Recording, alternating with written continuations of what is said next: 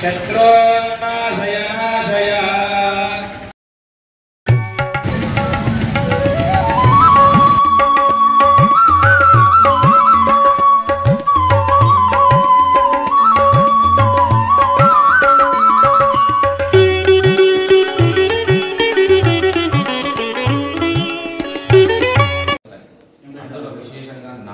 సుదర్శన హవనము అంటే సుదర్శనము అంటే అంటే మంచి దర్శనం. సుదర్శనము మనకు మంచి దర్శనం అంటే మనం అంతా రోజు మంచి నడవడికనే ఉంటుంది, మంచి దారి కలగాలి. ఆ దారిని కల్పించేటువంటి వాడు ఎక్కడైనా చూడండి. సుదర్శనుడు రామావతారంలో బాణానికి చివరిగా ఉండి రావణాసును సంహరించాడు. నరసింహావతారంలో స్వామివారి యొక్క నఖముల గోర్లకు చివరగా ఉండి ఆ హిరణ్యకశిపుడి యొక్క పొట్టను చీల్చాడు. ఇక్కడ స్వామి అవతారంలో ప్రత్యక్షంగా ఉంటారు. దుష్టులను శిక్షించడానికి స్వామి సంకల్పించుకున్నాడు. ఎవరిని శిక్షిస్తాడు స్వామి అంటే మరి ఎవరికంటే లోకాలను ఎవరైతే మంచి చేస్తున్నటువంటి వారిని ఇబ్బంది పెడతారో వారిని శిక్షిస్తాడు. పరమాత్మకు శత్రువులు అంటూ ఎవరు ఉండరు, అందరినీ సమానంగా చూస్తాడు. కానీ లోకాన్ని బాగు చెయ్యాలి అనుకునేటువంటి వారిని ఎవరైతే ఇబ్బంది పెడతారో వారిని శిక్షిస్తాడు. తనని ఏమనుకోరు, తనకు భక్తులకు మాత్రం ఏమైనా అన్యాయం జరిగితే ఊరుకోరు స్వామి. ఆ విధంగా స్వామి సుదర్శనంలో ఈ హవనంలో ఎవరైనా అంటే పూర్వకాలంలో రంగనాథ స్వామి ఉన్నాడు కదా శ్రీరంగ క్షేత్రంలో. మొట్టమొదట భూలోకములకు వచ్చినటువంటి అర్చావతార స్వరూపం ఏంటిదంటే రంగనాథ స్వామి. ఆ రంగనాథ స్వామి ఇక్ష్వాకు వంశ ప్రభువుల యొక్క ఆరాధ్య దైవం. రాముడు కూడా ఆరాధించాడు రంగనాథ స్వామి. రాముడి పట్టాభిషేకం అయిన తర్వాత అక్కడ అడుగుతూ ఉంటాడు స్వామి, నాకు మీ అందరికి వరాలిస్తుంటే మీ కులధనాన్ని మాకు ఇవ్వండి అని అంటారు. కులధనము అంటే దైవం. తీసుకుపోంటాడు రంగనాథ స్వామి, తీసుకుపోతూ ఉంటాడు. ఎవరు? విభీషణుడు. విభీషణుడు తీసుకొని వెళ్తూ ఉంటాడు. విభీషణుడికి ఇస్తాడు. తీసుకొని వెళ్తూ ఉంటే అక్కడ ఆయన సాయంకాలం అయింది, సంధ్యావందనం చేసుకునే సమయం అయింది. ఉభయ కావేరి నది శ్రీరంగంలో ఉభయ కావేరి చీలి ఉంటుంది. అక్కడ ఉంచి స్వామి సంధ్యావందనం చేసుకుంటాడు. ఆ విభీషణుడు చేసుకుంటూ ఉంటే సాయంకాలం చేసుకున్న తర్వాత మళ్ళీ స్వామిని తీసుకొని వెళ్దామనంటే స్వామి ఇంతకు రాడు. స్వామి నేను ఇక్కడ అయోధ్యను ఇక్కడ తెచ్చుకున్నాను, నా లంకకు తీసుకుపోదామని చెప్పేసి మరి ఏమేమి కావాలంటే అప్పుడు అంటాడు, నేను నీ లంకను చూసి ఇక్కడే ఉంటాను. ఇది ఈ కావేరి నది నాకు విరజానది, ఈ సప్త ప్రాకారాల మధ్యలో ఉన్నటువంటి ఈ క్షేత్రమే నాకు విశేషమైనటువంటి అని రంగనాథ స్వామిని ఇక్కడ గుడి కట్టమంటే అప్పుడు రంగనాథ స్వామి ఇక్కడ గుడి నిర్మిస్తారు. అది శ్రీరంగ క్షేత్రం.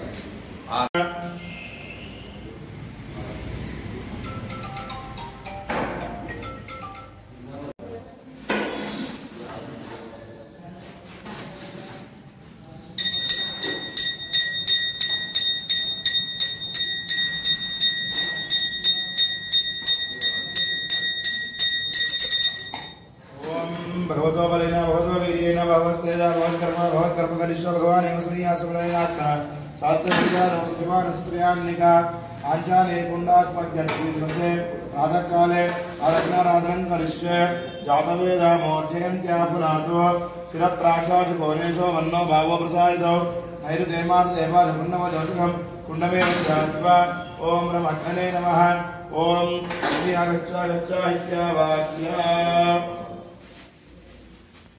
नमः श्रसे स्वाहा शिखाय भवतो कवचाय भवनेत्राभ्यामस्त्राय भवतो ॐ भक्तने नमः आगच्छा इत्यावाक्या भूर्भुवस्सुः सत्सवितर्वरेणे धर्मर्गो देवस्य धीमहि श्रीभोजो प्रचोदयात् ॐ माधवे नमः भगवद्गीता भक्ताय नमः अष्टगोरसे स्वाहा शिखाय भवतो कवचाय नेत्राभ्याम् अस्त्राय भवतो ॐ गार्भत्याय नमः ॐ दक्षिणाग्नये नमः ॐ शुभ्नाय नमः ॐ सभ्याय नमः ॐ दामानाय नमः ॐ रत्नाग्नये नमः ॐ सप्तरिक्वाय नमः अग्निवरं कृत्वा ॐ चतुर्मुखचतुर्वाह साक्षमालागमण्डलम् गिरिसंवेदमयं ब्रह्मणे नमः सम्पूर्णार्थमस्तु नारायण विद्मने वासुदेवाय नमः तन्नो विष्णुप्रचोदयात् सरस्तालिं रक्षाल्य आप्याय सुमेर्दे विपदस्वृष्ट्या पवामा सिंहदे कुण्डस् नास्तीर्यादे गङ्गानारोग्य तेस्य विद्मस्या पवित्रं विज्ञस्य मूलेन दीप्तेन वर्षि परियज्ञीकरणं कृत्वा उत्तरतो विस्मृत्य नमः ॐ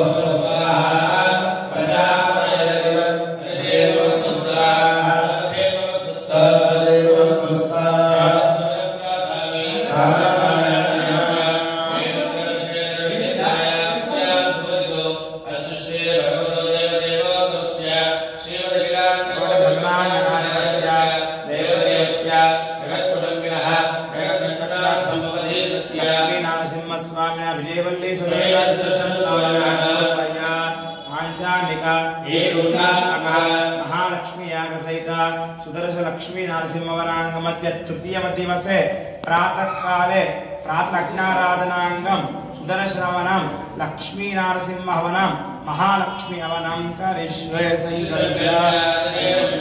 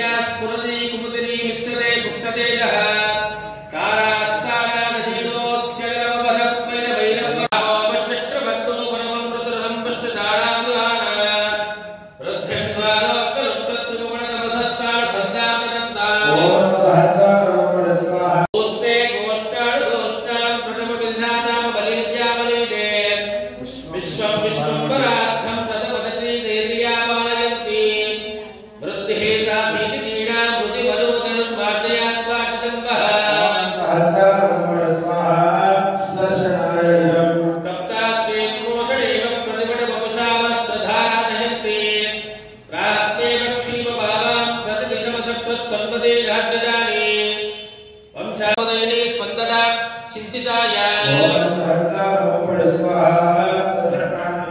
देवैना सैन्यमानो धनुजवटाबुजादण्डदर्पोषदत्तैः आषाढो दोतिलङ्गै लुडदुडुपटले लक्षडिण्डीरपिण्डः ऋग्गज्वालातरङ्गत्रुटी पुनरुत्तरं राधा प्रादोगमार्गः चाक्रो वासोतियोगः समयतो दिरिदावर्णं दामवह्निम् आद्यन्ते संस्कृतानां भवशमनगणे छन्दसूर्यप्रकाशात् सूर्यालोकोणरूपारिकृतया नमस्कारिणी निस्तमस्कार धारा सम्पादनी च प्रकटितहलादेत्तरस्त्रेषु दुर्वः चित्राभद्राय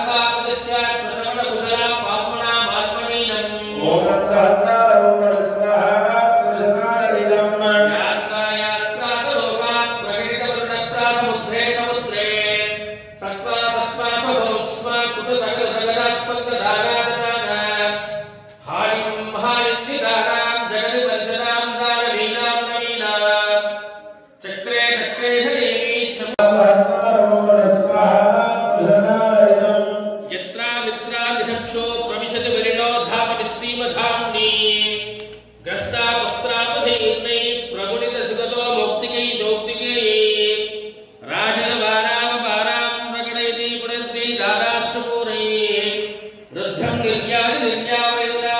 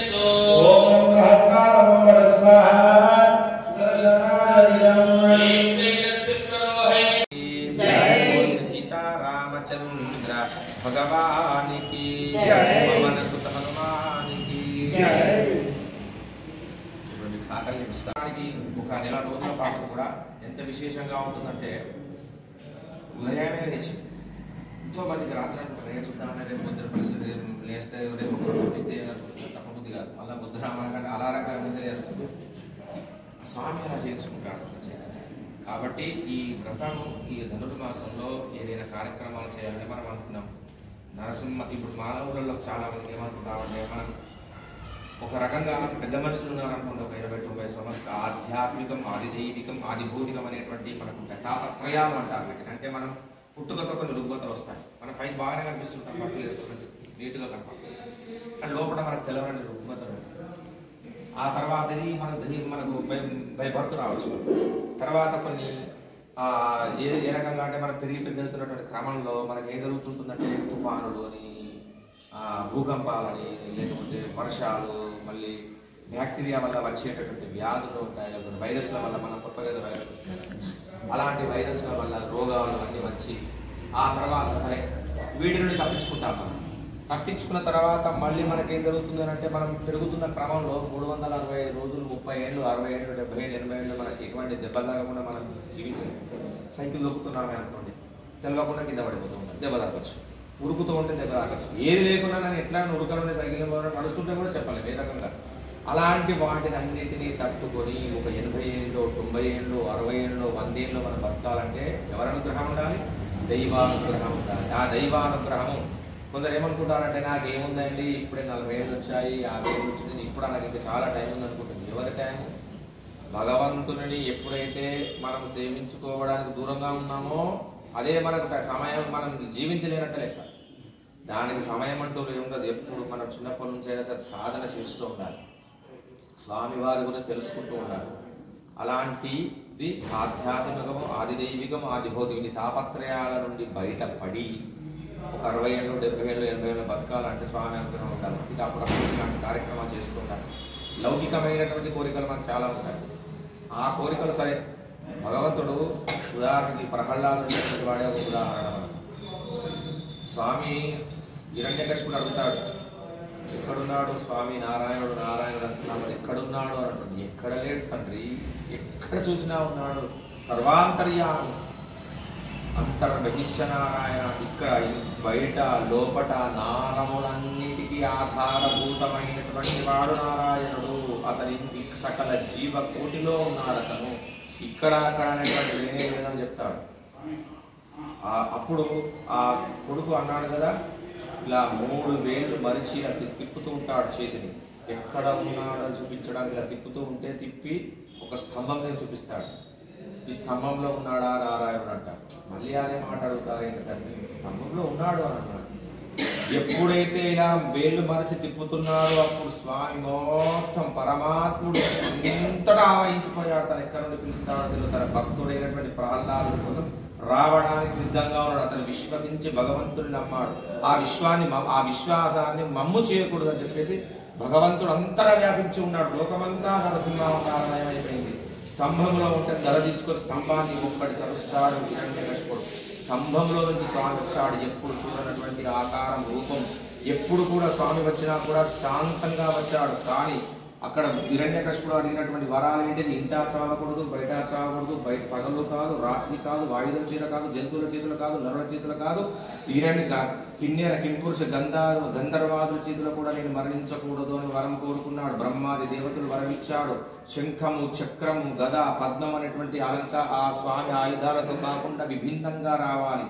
మానవుడిగా రాకూడదు, జంతువుగా రాకూడదు. అప్పుడు వచ్చినటువంటి స్వామి స్వరూపం ఏమిటి? సింహాకారం కింద నరుడి ఆకారం, నరసింహావతారంగా వచ్చాడు. స్వామివారి కళ్ళు పెద్దగా ఎర్రగా ఉన్నాయి. దంష్ట్రములు రంపపు కోళ్ల వల్ల దంతం యొక్క పలు వరుస కలిగి ఉన్న స్వామి యొక్క గోరు నఖములన్నీ బలంగా ఉన్నాయి. పట్టు పంచ ధరించి ఉన్నాడు. ఏనుగు ఐరావతం తొండము ఎలా విధంగా ఉంటుందో అలాంటి తొడలు కలిగి ఉన్నటువంటి స్వామి వచ్చాడు. చూసేసరికి ఆశ్చర్యపోయాడు. అందరూ కూడా బ్రహ్మాది దేవతలందరూ కూడా ఆశ్చర్యపు దేవతల 33 కోట్ల మంది దేవతలు చూడడానికి వచ్చారు ఆ నరసింహావతారాన్ని.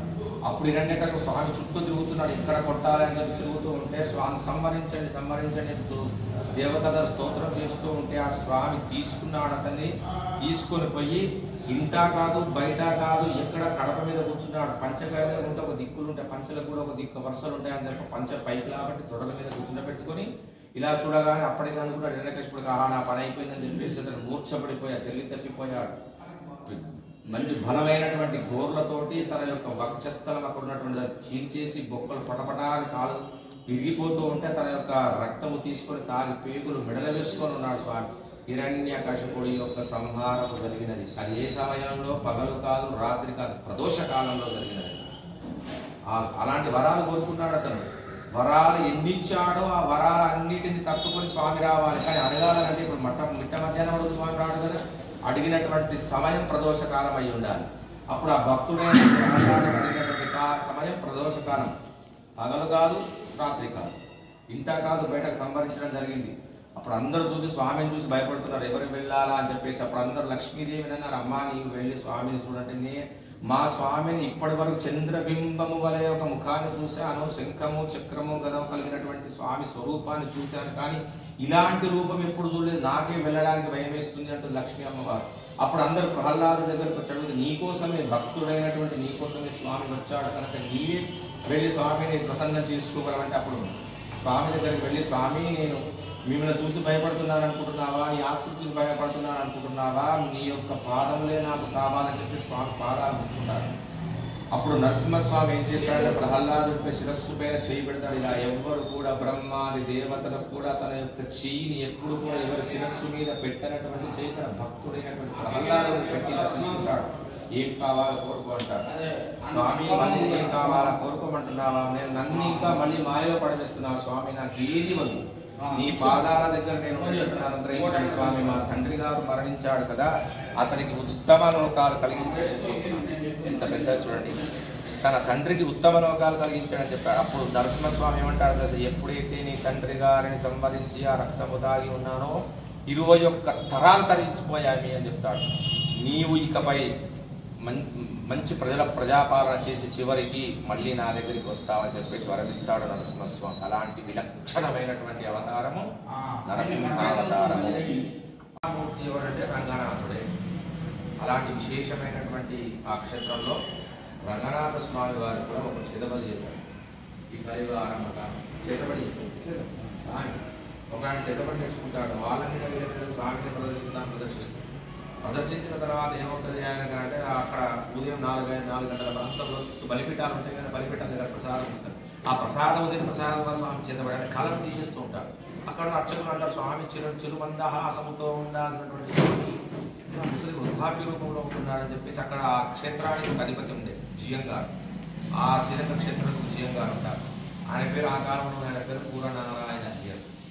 ఆయన దగ్గరికి వెళ్ళి చెప్తూ ఉంటే ఇలా జరిగిందని అంటే ఆయన ఏమంటారు తెలుసా, రేపు చుట్టూ బలిపీఠాలు ప్రసాదం పెడతారు కదా, ఆ ప్రసాదంలో కొంచెం ఆవాలు ఎక్కువ కలిపిపెట్టండి. ఆ వచ్చే చేతపడి చేసేవాడు ఎట్లా వస్తున్నాడు అంటే మొత్తం పూర్తిగా అంజనం కాటుగా పూసుకొని వచ్చి ఎవరికి కనపడకుండా వస్తున్నాడు ఆ మబ్బుగా. అప్పుడు ఆవాలన్నం తింటాడు. తిన్న వెంటనే అతను మొత్తం ఆవాల ఘాటుకు మొత్తం చెమటలు వచ్చేసి తాను పూసుకున్న అంజనం అంతా పోతుంది. అప్పుడు ఆయన దొరకబట్టి దేహశుద్ధి చేస్తే ఎందుకోసం చేస్తున్నావు అంటే నేను స్వామివారి మీద ఈ ప్రయోగం చేస్తున్నాను, నాకు చేతపడి చేస్తున్నాను అని చెప్తాడు. సరే మరి స్వామివారి మీద మళ్ళీ తన పూర్వకల రావాలి అని చెప్పేసి ఆ జియంగారు ఒక 4 స్తంభాలకు 4 దిక్కుల ఇలా తంత్రులు తాళ్ళు వేసుకొని ఆ స్థానాలు ఆయన మంచి తంత్రశాస్త్రం వాయుస్తంభన విద్య కలిగినటువంటి వాడు ఆ జియంగారు. అక్కడ కూర్చొని ఒక్కొక్క శ్లోకం చదువుతుంటాడు. ఒక్కొక్క శ్లోకం చదువుతున్నాక అది ఒక్కొక్క తాడ తెగిపోతూ ఉంటే లాస్ట్ 100 శ్లోకాలలో అతను అలాగే ఉండి మళ్ళీ స్వామివారి దగ్గర ఉన్నటువంటి దృష్టి దోషాన్ని ఆ కళావిహీనమైనటువంటి దాన్ని మళ్ళీ కళ తెప్పించేస్తాడు ఆ శ్లోకాల ద్వారా.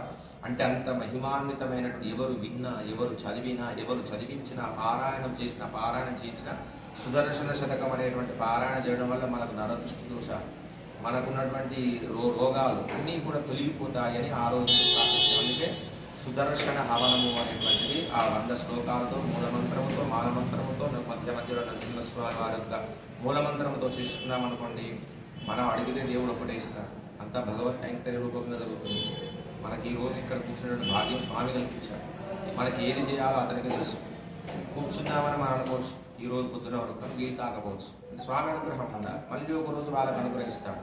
అట్లా ఈ రోజున మనం ఈరోజు ఇక్కడ వ్రతమై పవిత్రమైన ధనుర్మాసంలో రేపు 3 ఏకాదశి. ఈ రోజు నుంచి మనం స్వామివారి దీక్షలో ఉంటున్నట్టు ఆ ఏకాదశి దీక్షను.